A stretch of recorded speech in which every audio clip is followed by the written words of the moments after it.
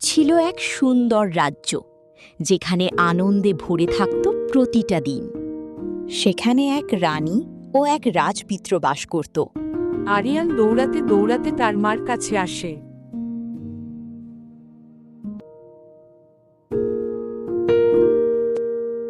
মা মা তুমি জানো আজ আমি কি দেখেছি? কি দেখেছো বাবা? আবার নতুন কোনো দুষ্টুমি করেছো নাকি? না না, আমি একটা রঙিন পাখি দেখেছি। ও আমার সাথে কথা বলছিল। কথা বলছিল? হলে নিশ্চয়ই সেটা জাদু। মা, আমি কি জঙ্গলে যেতে পারি?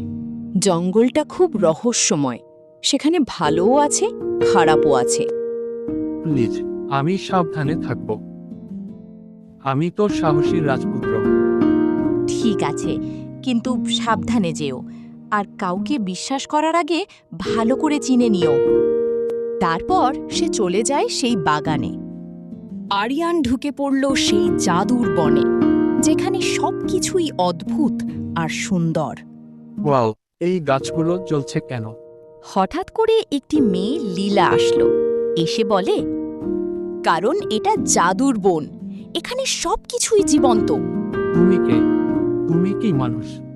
লীলা হাসে এবং বলে, হ্যাঁ, আমি মানুষই, তবে একটু জাদু জানি। আমি আরিয়ান। আমি রাজপ্রাসাদ থেকে এসেছি। রাজপ্রাসাদ? তাহলে তুমি রাজপুত্র? আরিয়ান গর্ব করে বলে, হ্যাঁ, কিন্তু আমি অ্যাডভেঞ্চার করতে বেশি ভালোবাসি। তাহলে তুমি ঠিক জায়গায় এসেছ, কিন্তু সাবধান, এখানে বিপদও আছে। তারপর আকাশ কালো হয়ে যায়, আর ড্র্যাকো নামে এক দানব আসে। কে আমার বনে ঢুকেছে? এই বন সবার। তুমি কে? আমি ড্রাকো, এই বনের নতুন রাজা। না, এই বন তোমার না, এই বনের অধিকার সবার আছে। আমি সব আলো নষ্ট করে দেব। এই বন অন্ধকারে ডুবে যাবে। আমরা সেটা হতে দেব না। তোমরা দুইটা বাচ্চা আমাকে থামাবে। হা হা হা। এই বলে ড্র্যাকো চলে যায়। ড্র্যাকো চলে যাওয়ার পর লীলা আর আরিয়ান ভাবতে থাকে কিভাবে তাকে ধ্বংস করা যায়।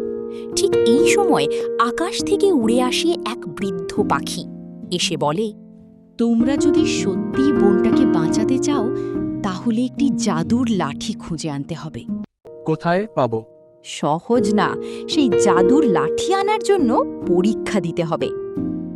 এই শুনে লীলা বলে, আমরা প্রস্তুত। তারপর তারা দুজন বেরিয়ে পড়ে সেই জাদুর লাঠি খুঁজতে। সেখানে একটি নদী পার হতে হবে। এই নদীটা তো অনেক গভীর। আমার একটা আইডিয়া আছে, আমরা গাছের ডাল দিয়ে সেতু বানাতে পারি। ও, তুমি তো খুব বুদ্ধিমান। নদী পার হওয়ার তাদের দেখা হয় এক দানবের সাথে।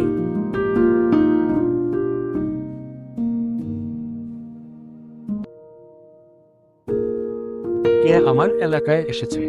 আমরা শুধু পথ খুঁজছি। আমরা লড়াই করতে চাই না। এই শুনে দানব চুপ হয়ে যায় এবং বলে, তোমরা সাহসী, যাও, আমি তোমাদের যেতে দিচ্ছি। তারপর দানব তাদের যেতে দেয়। তুমি না থাকলে আমি এতদূর আসতেই পারতাম না। আমিও না, তুমি আমাকে সাহস দিয়েছ, ওই জন্য আমরা এতদূর আসতে আমরা কি সবসময় বন্ধু থাকবো?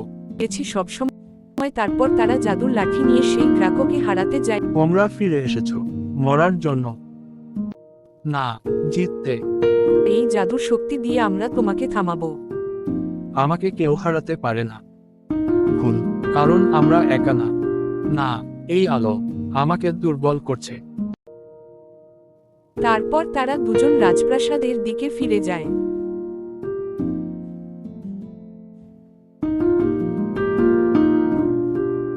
আমার ছেলে, তুমি সত্যিই বড় হয়ে গেছো। আমি একা না, লীলা আমার সাথে ছিল। তারপর রানী দুজনকে জড়িয়ে ধরে।